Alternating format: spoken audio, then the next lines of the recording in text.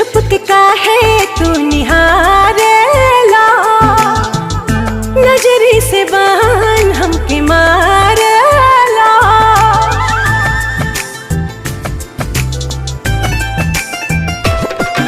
ओ छुप छुप के काहे तू निहारेला, नजरी से बान हमके मारेला। तोहरा से दूर होके जियल जाता नहीं, तुझे ना देखूं तो चैन, तुझे ना देखूं तो चैन मुझे